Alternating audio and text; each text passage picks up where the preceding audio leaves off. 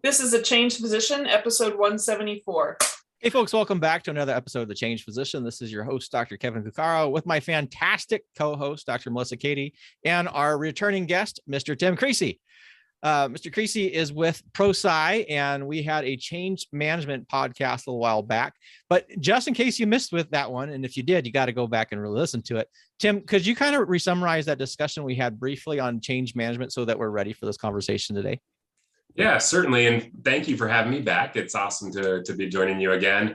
That first podcast, we really laid down the foundation of change management as a discipline, as a way to help prepare, equip, and support our people through the challenges they experience in times of change. And so we really teed up the discipline and then looked at ADKAR in particular as that individual model that gives us those building blocks that anyone can use to see a change as something that they can overcome. Those 5 building blocks were awareness of the need for change. If I have that, I'd say I understand why. Desire to participate and support the change. If we have that, I say I've decided to. Knowledge on how to change. The ability to implement those new skills and behaviors. And then finally, reinforcement to make the change stick. So that's kind of successful change, how we navigate that at the individual level. And then through our discipline of change management, we extract that and apply that to all kinds of projects. And super relevant both to individual change on a professional change, as well as if you have your own practice or in your hospital system trying to initiate that as well. So when you come in today, what are we going to be talking about in specifically when it kind of as a tool to facilitate change? Very good. So today we are going to unpack some alignment hacks. These are, they've evolved over the last couple of years as techniques, tactics, tricks that we can use to get on the same page faster and more completely with people. And we all know how much change is going on right now and how rapid the pace of change is. And so there is no time where we've needed to be able to get on the same page with other folks faster and more completely. And so these alignment hacks we're going to use are, and again, I think people will see use for them in all different types of applications, whether it's a large technology deployment or dealing with a kid at home. These are just ways for us to come together with somebody when we're trying to get somewhere with them. So every time I hear the alignment, this is me going back to my childhood geekness. So I was a D&D player. And so when I hear an alignment, I'm thinking of like lawful good, chaotic evil. But that's not necessarily what you're implying. We're not trying to hack people's internal moral compass here. What do you mean by alignment hacks, like specifically? So if someone has that old kind of frame when it comes to alignment and is thinking we're going to talk about, again, attacking dragons if you're lawful good or whatever, what do you mean by alignment hacks? Yeah, great. And I don't have the Dungeons and Dragons background. And one time I saw a bumper sticker one time that said, I was into Dungeons and Dragons before it was cool. And I had to think, is that still now? Or I'm not sure. Like maybe I think the bumper sticker is relevant for all times. It seems there's a resurgence. I will say that, like, there's actually people who live stream it on YouTube. There's an entire series now on Amazon that came from a group of people who were live streaming their D&D game, and now they have a web series that has like this whole animated thing. Wow. So I guess I don't know if maybe it is cool now. So maybe this person was into it before it was cool. So yeah, I don't have that kind of contextual anchor for what alignment means in terms of manipulation of moral compasses. So when we're talking about alignment, it's, everybody gets their own opinions, perspectives, recollections, preferences. But when we need to go somewhere together with somebody else, we need to get aligned on what's the destination we're trying to get to.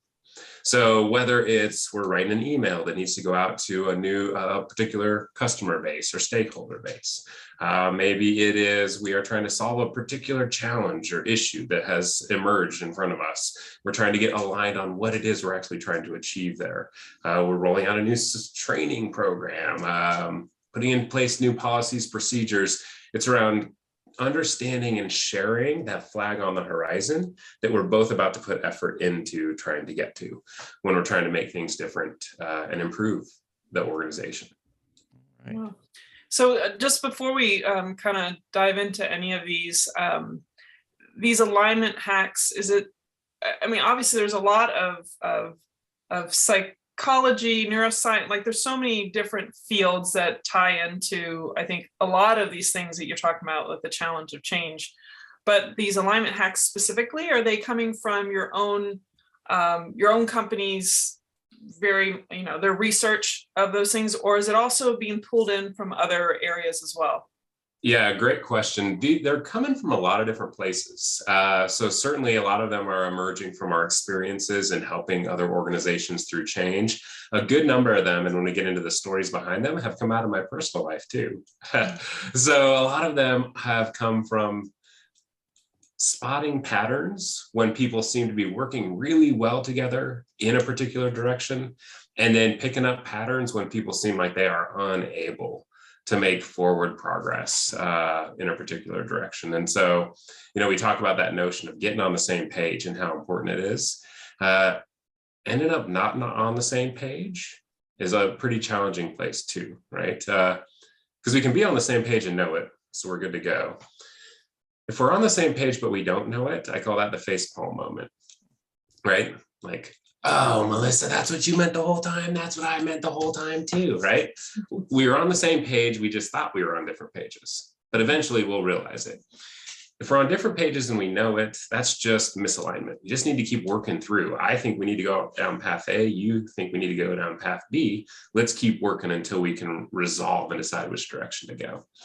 The really tricky one is when we think we're on the same page, but we're not actually on the same page, right? That's this, I call that align miss, right? It's not alignment. It's not that we are in disagreement and know it. It's not that we just are waiting for the facepalm moment. We actually think we're on the same page. Like, I think I'm going in the right direction with you, and you think you're going in the right direction with me, and we're actually going in different directions. And so that's where this critical alignment needs to come into play, is when we're putting in energy and effort, how do we make sure we're charging at that same finish line, right? Yeah. And it sounds like, I mean, you've had to do a lot of observations, because most people will ask for your help when things aren't working. I would assume. Yeah, it's a tremendous sample size of changes that are struggling, right? And out of that, you get to pick up these patterns of what can we do to flex change in the right direction. Yeah. I'd like to ask another little question about sort of this alignment sort of framework here, because I can see where if you're both on the same page, but you don't recognize it, you may end up with more conflict than is necessary. Yeah. But the one where you're not on the same page, but you're not aware of it, I see there's two problems with it.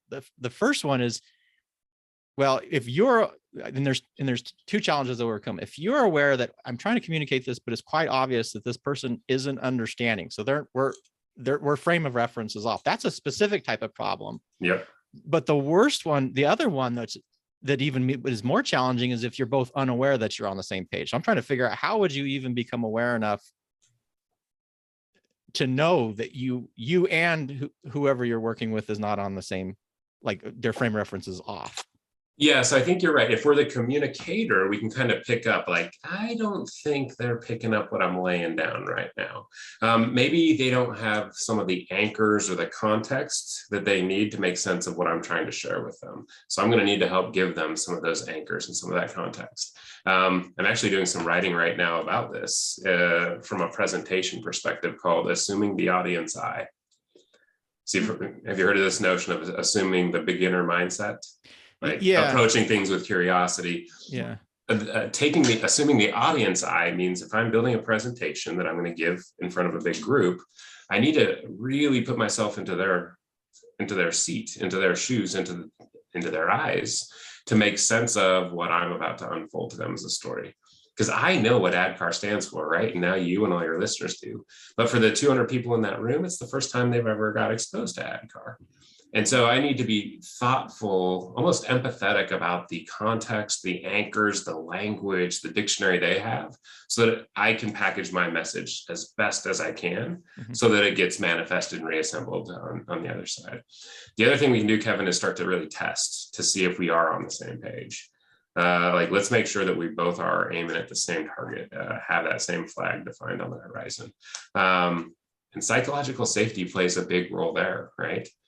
Because if Kevin says, hey, I start to play with this notion of, how many different ways could I interpret what Kevin just told me and end up on the wrong page? But it'd still be a right interpretation, right? So Kevin says to me, Tim, did you send the papers? There's probably 20 different papers he could mean, right? Tim, did you send the contract? Tim, did you send the Acme contract? Right? Each time Kevin is adding detail, he's helping it get us closer to making sure that we're on the same page. Now, if we're in a psychologically safe environment and Kevin said, Tim, did you send the papers? I would say, what would I say? What papers? Which papers? Which papers, boss, right? Because I'm testing. I realize I'm not on the same page and I want to try to get on that same page. But if I'm not in a psychologically safe environment and Kevin says, Tim, did you send the papers? And Kevin's my boss, what's my answer back? Yes, no, yeah. Absolutely, I sent the papers. Yeah. And then I go scrambling trying to figure out what papers they are, right?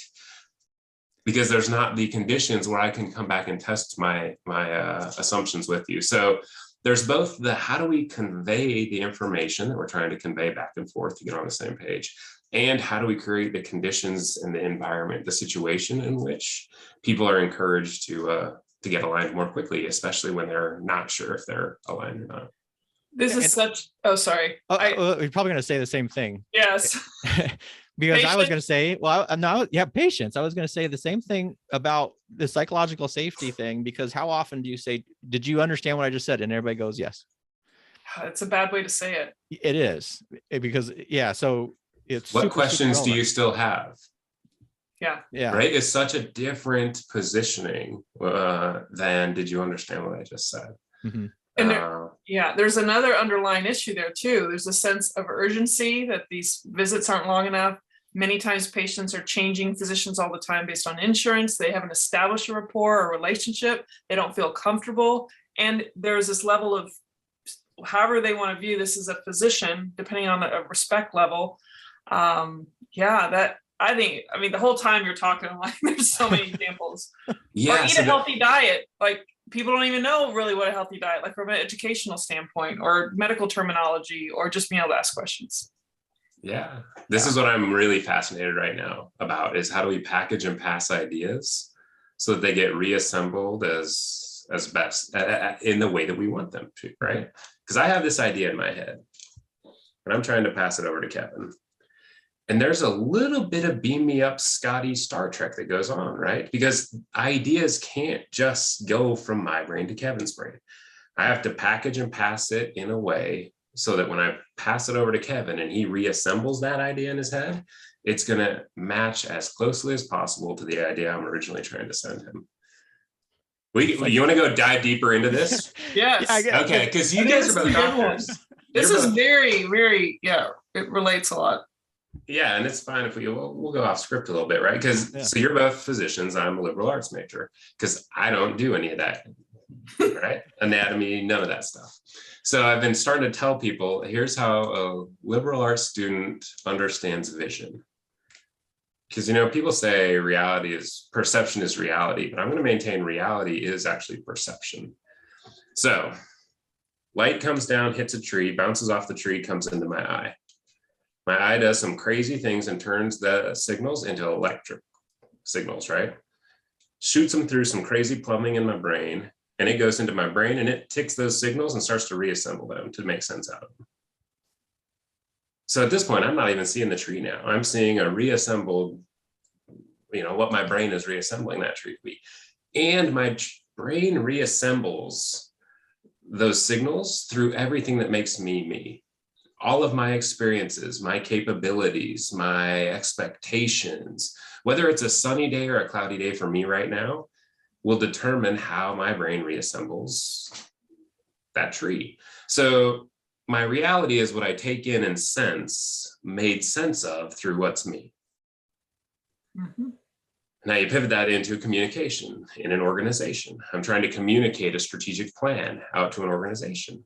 Every time I package up and try to pass messages about that strategic plan, I have to realize those messages are going to get reassembled each time within the context of what makes somebody somebody. And so I have to be really thoughtful around how do I best contextualize, position, put into the right situation the message I'm trying to convey, so that it gets reassembled as effectively as possible. So, and to add some depth on it, it's not just being reconstructed, it's being filtered and amplified by that person's past experiences and actual expectations of what it is that you're saying. Like, just to kind of take an example, when we started off about alignment hacks, I have these past experiences where the word is in, I have a concept of alignment that is now impacting what you are saying when you're saying alignment, and that impacts how that is then reconstructed in my head. So keep going. These contextual anchors are so important, right, for people to make sense of anything with. So, like, have you ever played the game Taboo? Yes. Where there's a word that you're trying to get your partner to say and a bunch of words you can't say in order to get them to say it. You cannot play the game against my sister-in-law Kelly and her husband Tony, because they, their relationship began young in college. They went and traveled Europe for 70 some days, and then he went into PT school, and they kind of did it all over the country, and his residencies they did all over. So they've kind of lived this nomadic life alone, and then now they've relocated here to Idaho to raise kids. But if the word is coffee, we can imagine what words you wouldn't be able to say: cream, sugar, whatever. Kelly will get the card and go, "What you poured in my backpack in Argentina?" And he goes, "Coffee." And it's like, boom. Right? Yeah. They just destroy you because, Kevin, they have so many shared contextual anchors that they built over this kind of adventurous life of theirs. But now you go back to when you communicate with somebody in an organization, right?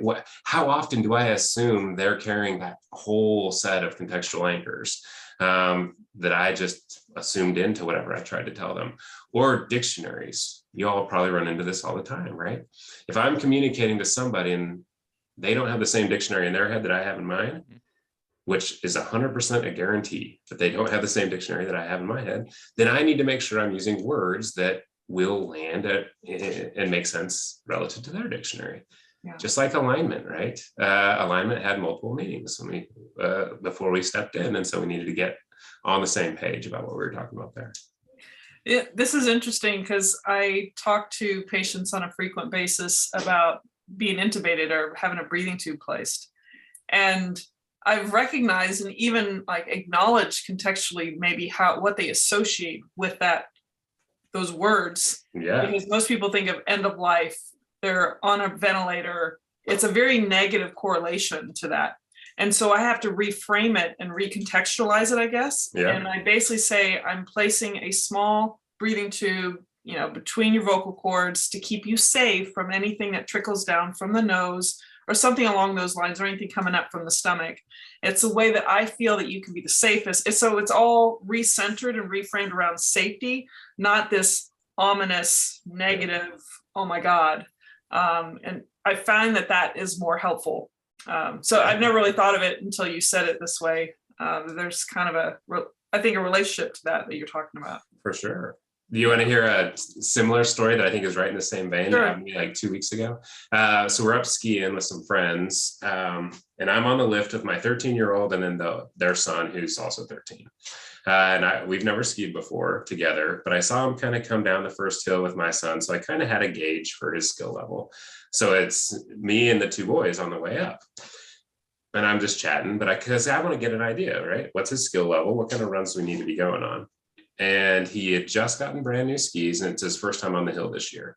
So he's kind of caught, right? First time on the hill, new skis, he's kind of cautious. So I said, "So do you like doing jumps, Jacob?" And he goes, "Well, I'm these are my new skis." And I realized that's not, he's answering in the context of right now on the lift, heading up to the top of the Bluebird Express. But that's not the data I'm trying to get from him, right? Mm-hmm. And so I said, whoa, wait. The very last time you went skiing last year, did you like doing jumps? And he said, "Oh yeah, I was up in the trees doing it." And I was like, yes, right? Now I have a gauge for his skill level, so I know what kind of runs we can start to do. But when I asked the question the first time, he was answering in the context of on the lift right now, not in the context of last year hitting jumps, right? And then I mistakenly farther up the lift, I was like, "Oh, do you like getting into the powder?" And he goes, well, I'm kind of on my knees. And I was like, oh, wait, at the end of last year, did you like going in the powder? He's like, I was always out in the tree. So, right.